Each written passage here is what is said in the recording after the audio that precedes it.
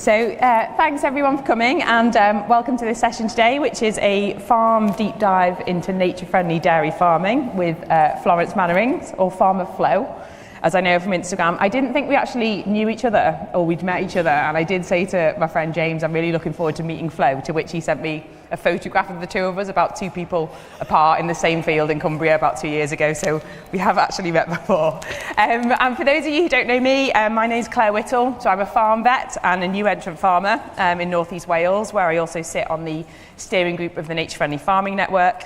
And Flo is one of our farming champions, so I know I'm going to learn a lot from her today. I'm really excited about that. So as a vet, I work day to day with a lot of dairy farmers in systems that are generally quite high input. So they're high input in terms of bought in feed, labour, machinery, veterinary and medicine costs. And I've had increasing concerns about the resilience of some of these systems, particularly when we're in such a changing physical and economic climate. And what I like about Flo's business and what she does is that she's trying to actually build resilience into her business every single day. So both by farming alongside nature and also by some of the enterprise stacking she does. And she also does all of that whilst working pretty much full time as a midwife, which I find incredible, dairy farming and midwifery. So I am going to ask Flo to introduce herself. But before I do that, I want to open up the floor as quickly as possible to you guys. So we are online today as well, so it's online streaming. So I will hand over to Andy for some questions as they come up. But yeah, over to Flo to introduce you and your farming. Hello, this does work. So I'm Florence. I grew up on our county council tenant dairy farm for sort of 20 years. We were milking 120 cows. We had about 200 head of cattle. And then 7 years ago, we moved to Kent after that farm business tenancy ended. And the move to Kent involved downsizing, because it's an 80-acre farm instead. We farm about 140 acres, sort of about 65 Albion suckler cows, and then we've got about 25 dairy shorthorn milking sort of head of cattle. So that's all the way up from young stock to older cows. So from the transition, moving farms, it was a massive sort of culture shock in terms of we've gone from milking 120 cows twice a day to now sort of, what are we going to do? So we knew that we were going to build a bed and breakfast, but it was kind of, what are we going to do with the cows? And sort of what we're going to talk about is what I've done. But in short, we've managed to kind of set up a micro dairy and sell all of our milk direct to our local public. And that's different from your previous? It's different, yeah. We just had a liquid contract before, and then now everything I pasteurize on the farm and then sell it through a mobile vending machine. Fab. And nature-friendly farming is something that, when we had this talk originally about it, you said that it was the land that suggested that you should go down that route. Can you talk a bit about that? Yeah, if I switch there. So like when we first moved to the new farm, it was, the only reason we were able to buy it is because it was in such, the actual farm was in such a mess. The previous farmer had gone bankrupt and just sort of allowed for cash people to dump rubbish everywhere. So there was Japanese knotweed, there was piles of rubbish all over the land, there was ragwort everywhere. And so it was a massive sort of challenge. But when you look at the landscape, the left is sort of how it was, and the right is how it is now. But when we moved, it was clear to us that with the landscape, there was so much potential underneath all of the rubbish there.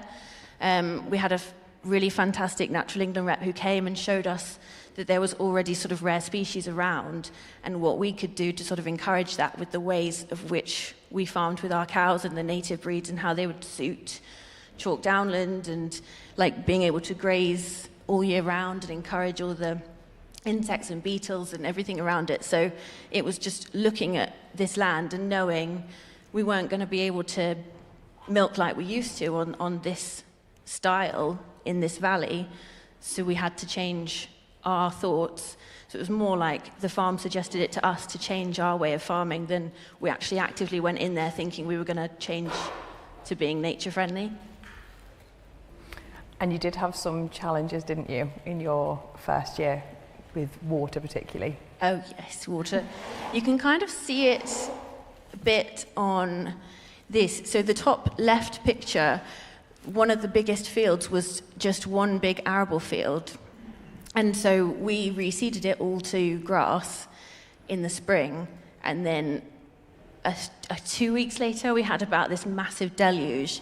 And what we didn't know was there used to be a river running through the middle of that field, and that river kind of reformed, and with the amount of rain that came through, all of our lovely new grass lay and all the topsoil ended up down in our courtyard that was going to become the B&B.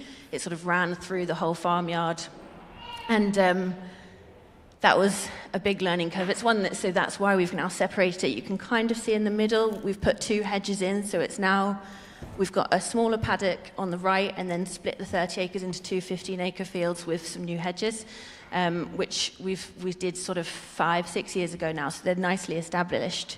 And now if we do get that deluge through, there's a footpath that goes through the woods, and a lot of it comes down, and you can literally see it sort of stopped at the hedge. So they are working really nicely, and sort of like that grass is established. So also the fact that we've put it down to sort of more of a permanent herbal pasture means that the rain doesn't run through, it goes in. And what was your decision behind going with the herbal ley? Well, I mean, it's the opposite challenge to the rain, because actually we're on chalk, so we are usually really well drained, so it's not too much of a challenge of us to get too wet. Our bigger challenge is drought. The summer months are really, really long. I think particularly it was 2022 or 1. It didn't rain from sort of April all the way to the end of September.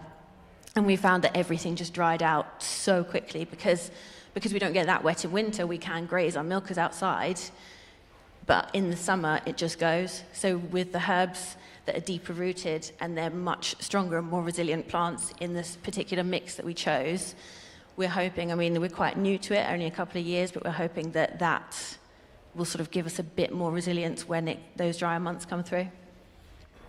And in terms of the feed for the cows, so you're mainly grass-based, but then are there any other inputs in terms of feed? Yeah, so everything, like the sucklers don't get anything extra. The milking cows get a small amount of concentrates when they come into the parlour twice a day. But other than that, we're grass and silage, like we make our own silage and feed them that through the winter. And the summer, when the drought's bad, they get a buffer of our own silage. And what breed of cattle are you milking, did you say?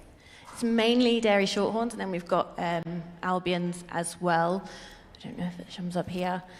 So similar from the last talk, we run a kind of calf-at-foot dairy. It's very much open. It's individually based as to how the cow takes to their calf, and sometimes it might be that with the Albions, a more traditional dual-purpose breed, I might milk them for sort of like the peak 8 to 10 weeks of their lactation, and then they can turn out with their calf.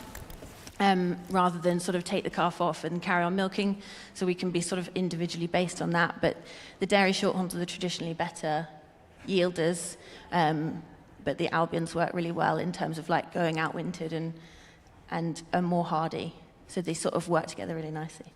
And the Albions have a special place in your family, is that right? The Albions do, yeah. It was my granny who started with the Albions, and then when she died, my mum she took the baton on. She took them into our milking herd like when we were in Winchester, and then as we moved, it was more like we dispersed. It was mainly black and whites that we had, and so we dispersed those and kept on sort of the special shorthorns and all of the Albions, and have carried that on. And mum's worked really hard in terms of getting the breed recognised and working towards a big goal with them. So they are definitely sort of a sentimental cow, but as well as a good cow that's suited to our way of farming. And can you tell us about some of the importance of the native breeds in your system as well, and particularly from a nature-friendly perspective? I think with the native breeds is that because they're a traditionally English breed, they're suited to our way of farming. There's a lot of our land that has stayed as it is, like the chalk downland. We don't do anything to it, we just graze it, and those native cows are really good at finding the forage and the sort of nutrition that is designed for them, and it's kind of like they sink in with it, and they're traditionally like a smaller sort of cow, so they don't damage the land quite so much. They are really good at walking and finding it because we're very hilly. They're just designed for the landscape better, I think. Amazing. They're lovely. And can you tell us a little bit about your milking system? So once a day, twice a day, how do you actually milk the cows? We're twice a day. So I don't know if this will show this. This is the milking herd. So twice a day milking. The cows sort of do keep their calves. We're all year round calving. So less of a challenge with us keeping the calves is that even if they get to a stage where the calves kind of are drinking a lot of the cow's milk, I usually have another cow calving in, and then I can either decide whether I need to wean the calf or whether actually I have enough milk, because I can tailor it to kind of time of year because I'm just selling out to our village. So we milk the cows in yokes, and we have like a mobile milking machine. And then we also set up, this was a sort of progress of the dairy. So the left is the bay of the barn sort of before we started work on it, and then we worked on it, and then it's now our dairy. And that's our vending machine. So we take that out sort of 3 to 4 times a week to our village. And it's open just like during the day because I obviously don't have the milk supply to be able to sell 24/7. But it sells really well in the village, and people like sort of knowing and seeing where their milk's coming from. So I pasteurize it in the batch pasteurizer that you can see there, and then cool it and pump it into the vending machine, drive that down to the village, and then leave it there, and then I can go be a midwife.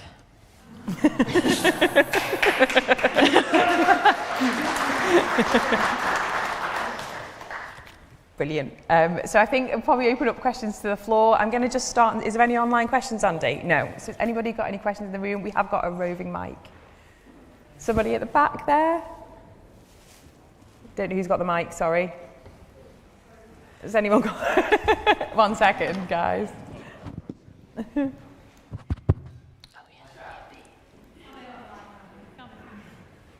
Hi, thanks.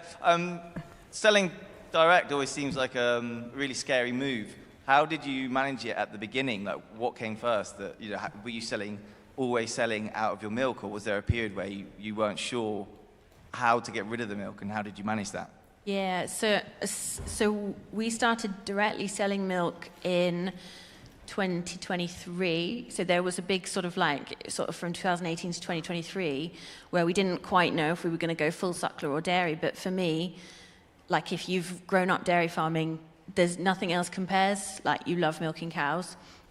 So it was kind of like a transition. What we did was we bought in a lot of beef calves, and we fed them and reared them on the surplus milk that we had, and then sold them at weaning. And that worked quite well, but it wasn't going to be a thing that was going to be a long-term business plan. So then we started doing this, but the transition from doing that to then selling milk was one of the hardest sort of 6 months I've ever done. It's like the invisible sort of red tape that you don't imagine being there, because I'm a farmer, I'm a midwife, I'm not a food processor, I'm not an environmental health person. You don't realize the level that's coming, and they expect you to know everything, and you think you just don't. You can't know everything straight away, so it's massively hard.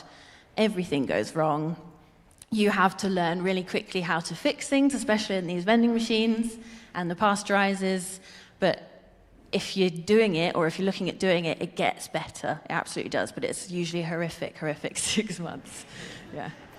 One of the things you said earlier was about I asked you about pasteurized versus raw, and might be worth just thinking that a little. Yeah, so I mean, it is a big reason as to why we decided to pasteurize. Is there is more, if like the amount of red tape you get anyway from direct selling, but there's more with raw milk. Sort of like changes your TB restrictions, the levels of testing, the levels of inspections. We're in a 4-yearly TB zone, and there's lots of sort of different opinions about that, but it was like, what risk and sort of reward were we planning? So we just went for pasteurized, non-homogenized. The milk is still different to what you'll find in the supermarket. It's still a local, lovely product, but it's a safer, sort of easier process for us to deal with. And what do your customers say about that? The customers, I mean, they love it. So we don't have, and this is probably a cow with calf thing, that our butterfat is not the highest in the world, but they say it's the creamiest milk they've ever tasted. And most likely, the supermarket milk has a higher butterfat than ours, but I think it's just the fact that it's much fresher and hasn't had as much done to it. Any more questions?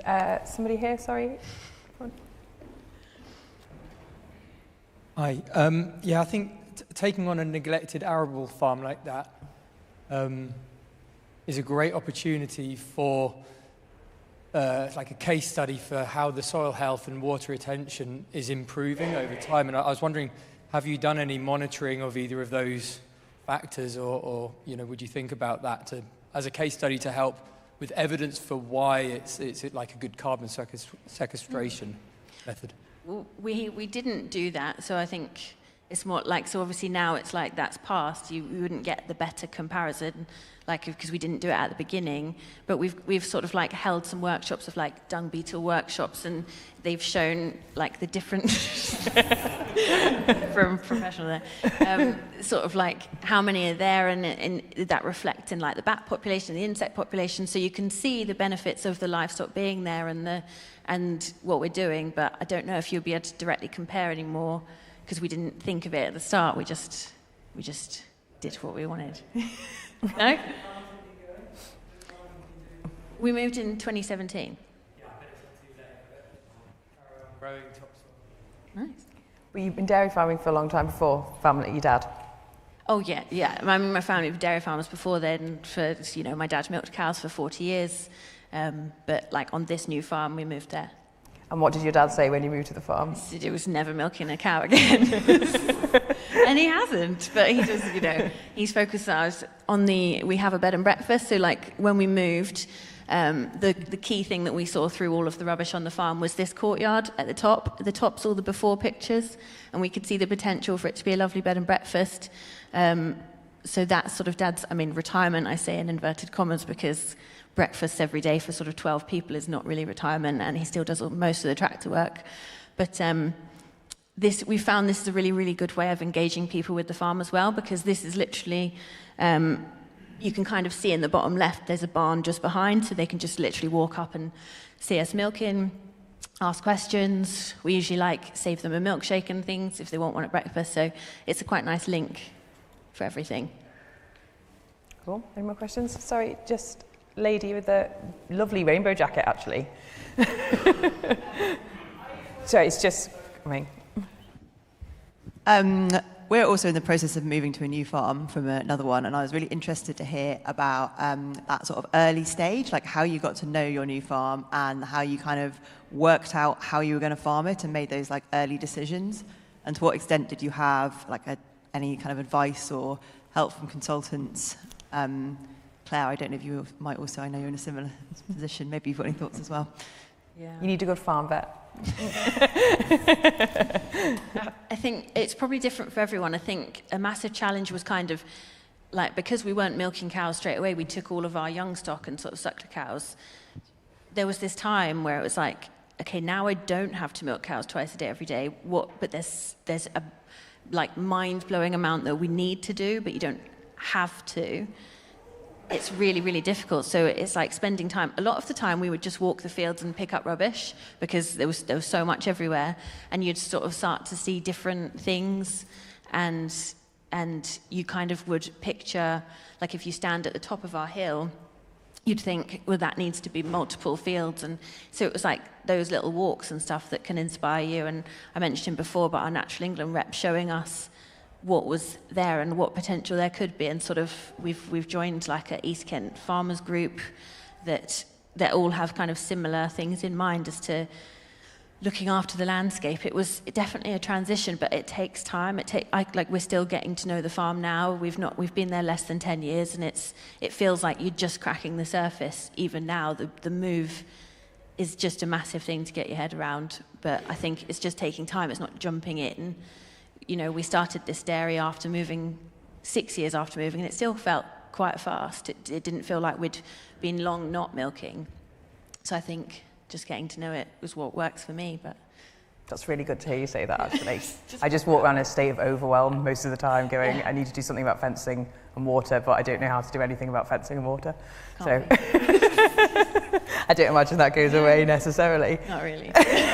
Brilliant. You need to do it. Glad to hear. But to be honest, I think most of the stuff I've learned has been from other farmers. Like, just you guys talking about stuff, coming to events like this, it's like you just learn so much from other people, and people who give their time very freely as well, which is lovely.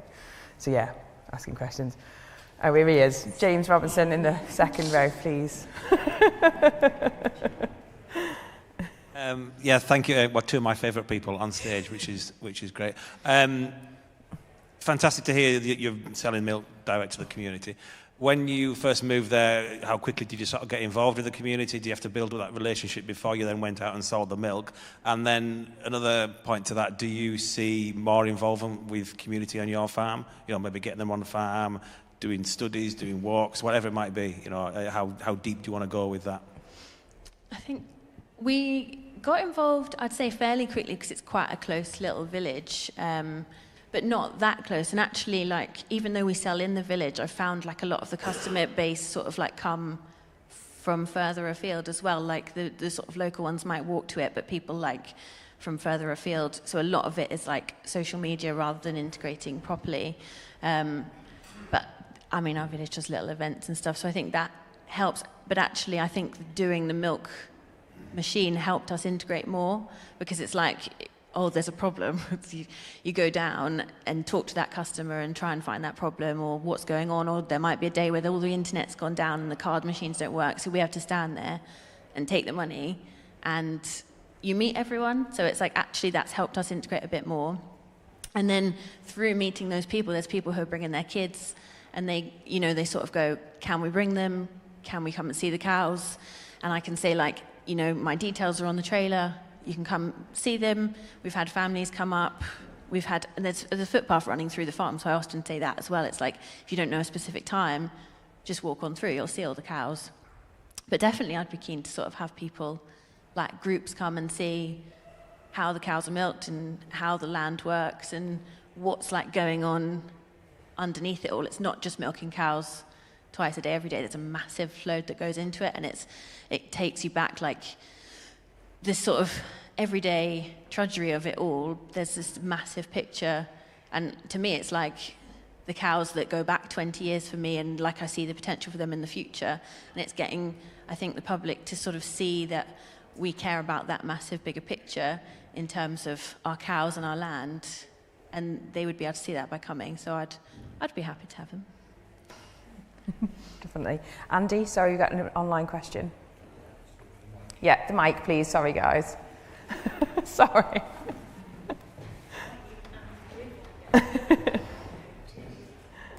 Okay, so this is a question from Alex. It's about the Albions. He says, I love Albions, fabulous dual-purpose breed. Does anyone know whether they relate to what is often known as a British Blue? Some of our girls are nominally British Blues, but look very much like the Albions here. No, they're not. There's similar colouring, but Albions descend from a Welsh black and a white shorthorn, so they're sort of bred together and carried on sort of line breeding into that to sort of make that, everyone wanted a blue cow, but Albions can be white, black or blue, so we've changed, the name changed from Blue Albion to Albion, but no, they shouldn't have blue in them, who knows, but no. Cool, thank you. Thank you. Second row, sorry, just at the front. I don't know how much you might want to reveal of this question, but I'm really curious. You talked about, I think you said a 6-year break from the dairy practice, did you say? Yeah. And then you'd moved to this new property and you've been developing the properties.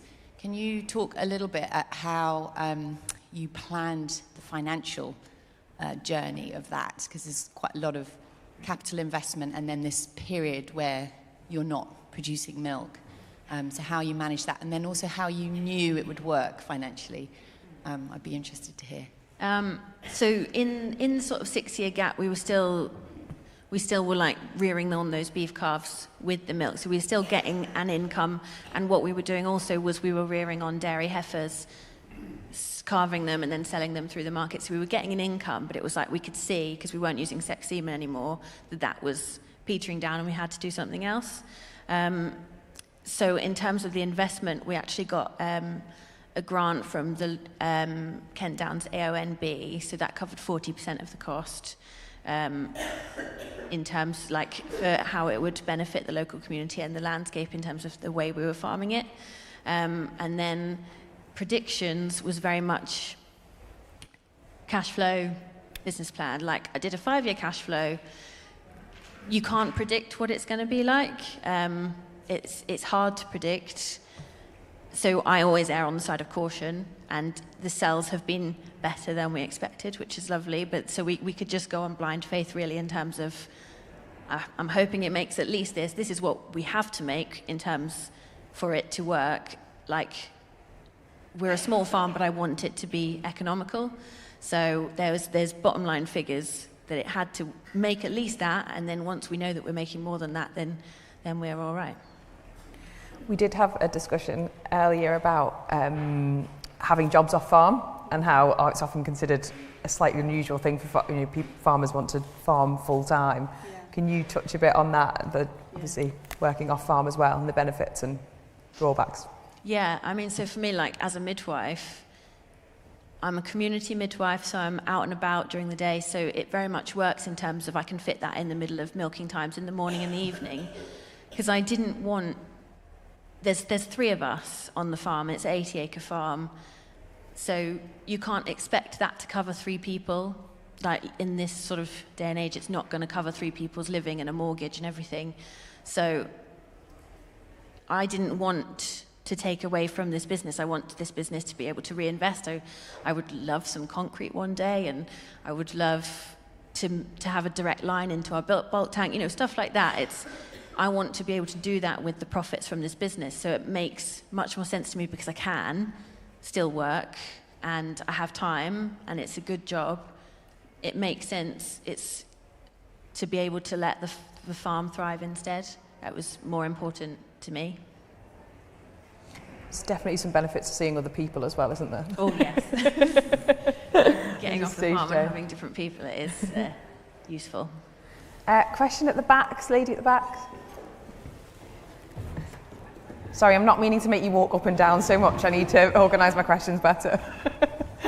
Hi ladies, Lorinda Luffman, NFFN, so thank you for being such amazing NFFN champions. I have a commercial question as a milk buyer. So I stopped buying milk because of the calf issue. So I'm quite interested in whether you market that to your customers as being an advantage to your milk. And also the bottling side. I was listening to this rare earth talk on plastics where some experts said, oh, well, plastic milk bottles are still better because they have less of a carbon footprint than glass milk bottles. And I thought, but can that be true if you're reusing your milk bottles and getting your customers to bring them back? So I'd just be quite interested in, the bottle that you use and how that works. Thank you. Yeah, so I do market that the cows get to keep their calves. It's sort of like I don't officially brand myself as a cow with calf dairy because I'm very open to it. Like every cow gets different, so not all of them might keep it, but that's mainly because they've chosen that. But I do definitely put it out there on social media that the cows can keep their calves and do keep their calves, which I think a lot of people like yourself sort of find the separating really difficult. So it is a big thing for them. And then the bottles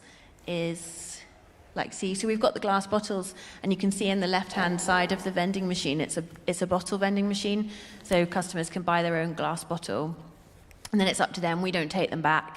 So either you can bring your own container or bring back your glass bottle or buy another one. So nothing to do with sort of the filling is up to us. We just provide the milk and they can just use whatever to fill up whatever they like.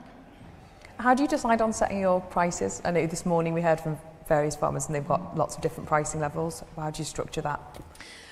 That was a massive sort of debate through the family as to what, because I when I was doing my cash flows, I've sort of priced, I'd seen what other vending machines were pricing theirs at, and I priced mine at something similar. But then my family sort of were going, stop having the farmer attitude of it's not worth that much, and go for it, because there's not another vending machine in Kent. We're a micro dairy, we're doing something different. So we went for £2 a litre for milk and £3 for milkshake. And we've just stuck to that because I was like, oh, we can change it if people seem to say it's too much or get any feedback, and it's been fine. So I've just stuck with that. And that probably helped with the cash flow as well, because I'd set a lower base in terms of what we were going to sell it for. And then actually we've ended up selling it for sort of, I think, 50p on each more than my plan. Very good. Anyone else in the room? Yeah, third row. Hi, sorry, it's another marketing question, but do you think it's more the calf-at-foot or the use of native breeds that sort of plays more heavily into your marketing and interest from the public?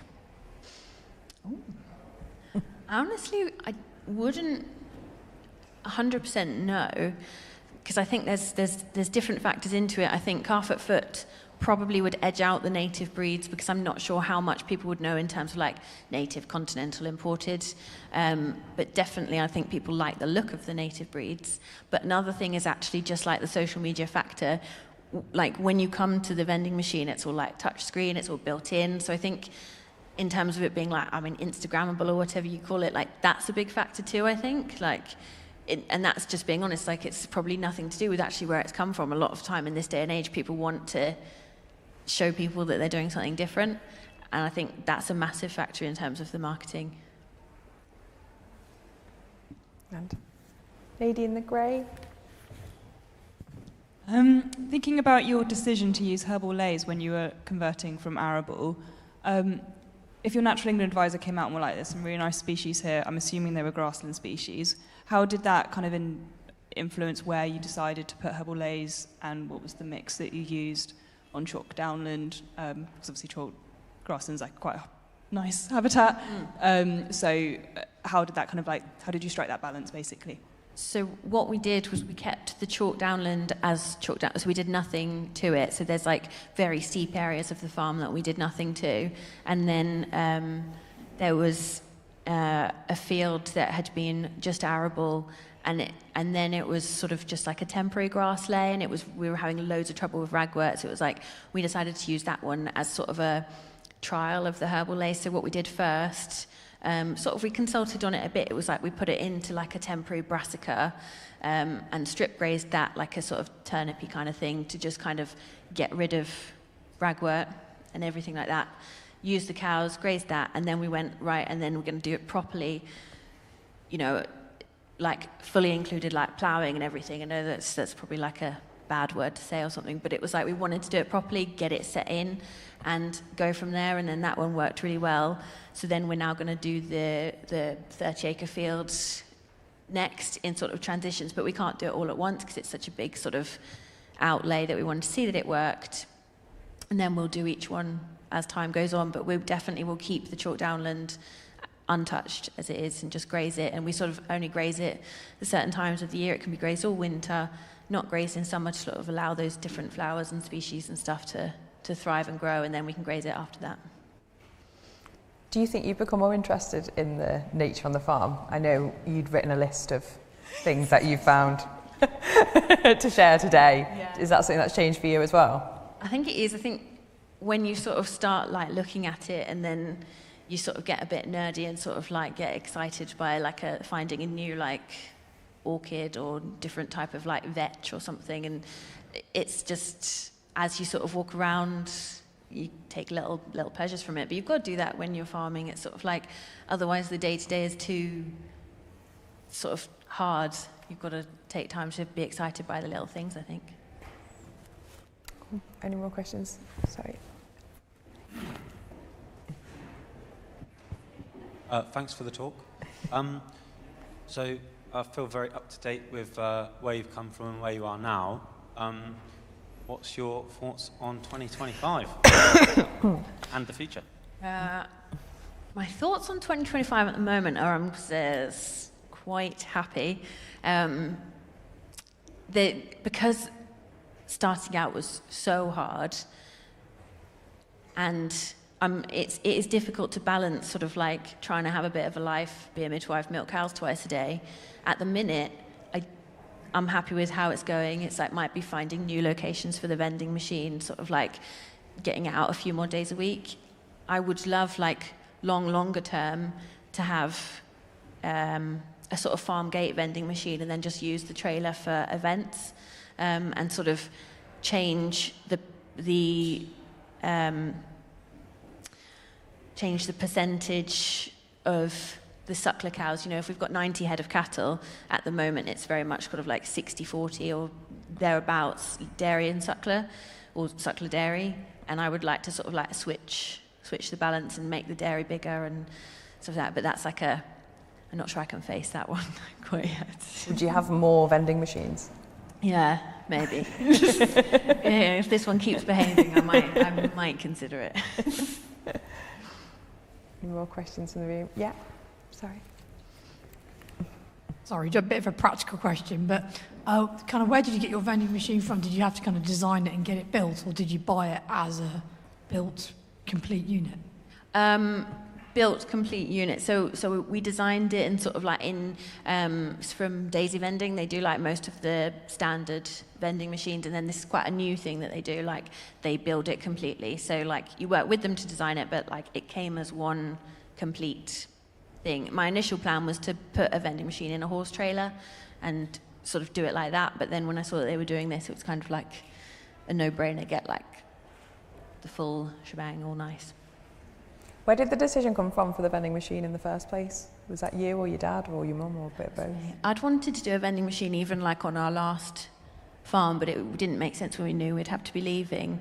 So then when we moved, I was still like, oh, you know, I just kept plugging at it in terms of like, you know, we could sell the milk through, you know, it's like you have to keep showing that you actually are serious about it and then start showing figures behind it. And I think also the fact that it's very niche in Kent, there's none, like, I think they can be quite sort of like, there's a lot in other parts of the country, but this is the only one, so it just, everything I kept saying about it and researching about it just made sense. So in the end, they sort of agreed, and I hope they're happy about it now, the parents. It definitely causes more work, but, you know, we now have an income from the cows that's stable every week, you know, all year round, and that's really important when you're trying to make money from your farm. Yeah, sorry, question in the back, Philida.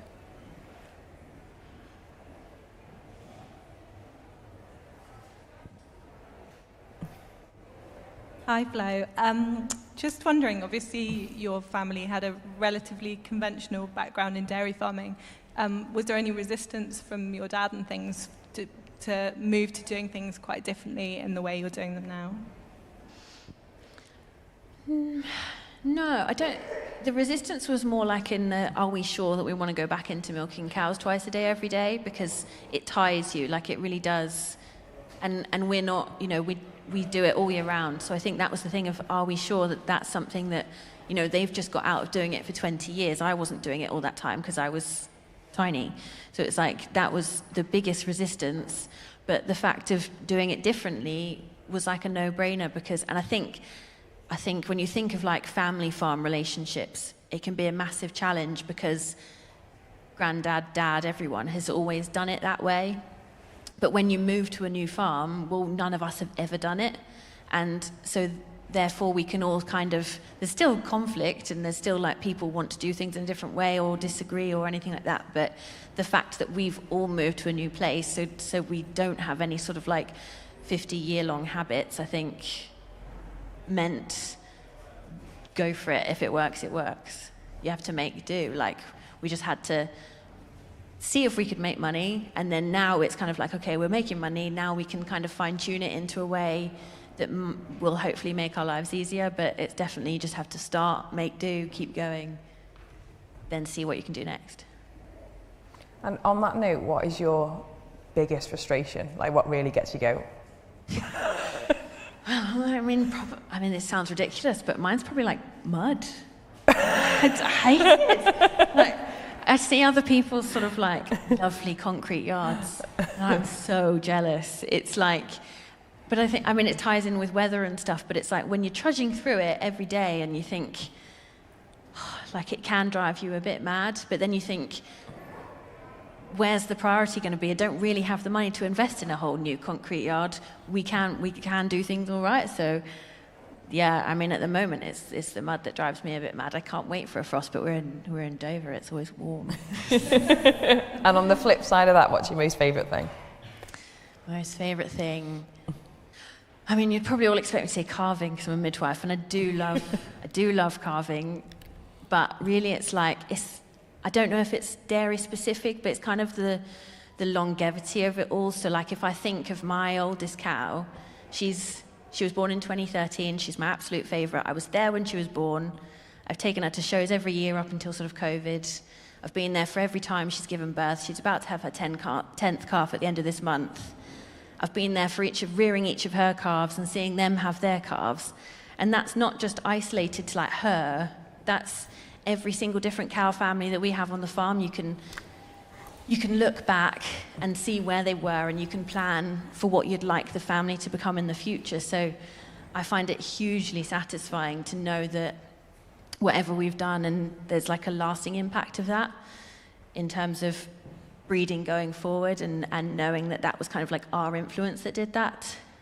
And a simple one is literally just after milking, watching cows grazing is like the best, the sort of most reward that you could ask for. If you just take time, you've done your jobs, just go and watch them like grazing, or in the winter eating their silage. It's like there's nothing more satisfying, I think.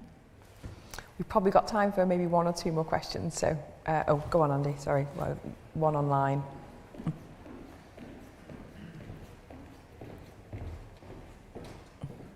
Thanks. So a question from Alexandra. Although free draining downland, were there any particular barriers to outwintering? How were they overcome? We are clay, and I'm finding the prospect of a switch to outwintering quite daunting. Yeah, I mean, clay, it would be the polar opposite to what we've got. So I think, like, if you looked at our outwintered cows now, sometimes when I see, like, farmers in Cumbria or something like that, sometimes what our soil looks like now is kind of similar to what theirs might look like in a wet summer or an autumn. So we're very lucky in that way that even if we have a difficult summer, we usually have lovely, lovely autumns and manageable winters. So there's not that much. We do put a ring feeder out and things like that, so there is damage around that. But generally, because it's so free draining, there is minimal impact, and I can think that clay would be like total opposite. So we do take luck with that one. There's one lady just there. If you can make it as quick as possible. Thank you. Not you. Question. I'm interested to know, so I missed the beginning, but I'm interested to know what your dad's reflections are on the two business models, because obviously he's gone from conventional / I don't know whether it's intensive to this model, and what his reflections are, one, on the bottom line, essentially, as a business, and two, in terms of quality of life, because he must now, I presume you've got the reins of the farm business now, and what those thoughts might be. I think, from what I can see of my parents, is that now that we've changed, they've both become softer in terms of now not separating calves and sort of keeping them all together. It's like once you allow yourself to change from a more intensive way of farming to this kind of way, it's very, very quick that you find it more difficult to then face the harder things of sending a cow off or doing things like that. So I definitely see a softening. The bottom line is, for all of us, because it's quite new, it's just brilliant to actually be now making money from milk again. So the bottom line is, it's a good thing, and I'm sure he's pleased, but it's actually just the fact is it's a relief that there's regular money coming in, and that's actually from farming, which is always satisfying, because it's we've got the bed and breakfast, and that's brilliant, and it works, but if you're truly sort of deep down a farmer, you want your farm to make money. So I think now that we're actually doing it, we're all quite proud of the fact that, from milking maybe 8 to 10 cows, it's we can get a really, really substantial amount of money coming in each year, and we're proud of that. Don't know if that quite answers the question, but it's like an overview. I think all of us, I think. That is a really good place to end. And Flo, if you weren't my hero before, you definitely are now. A huge round of applause, I think. Can you just flick forward to that end side, mate? Just flick forward to that end side. Thank you. Oh, the slide's gone off. Sorry. There we go. Sorry, guys. Just we've got a meet and greet tonight at the Checkers from 5 till 7:30, and then there is a stand if you guys want to have a bit more chat about anything nature-friendly farming. Thank you.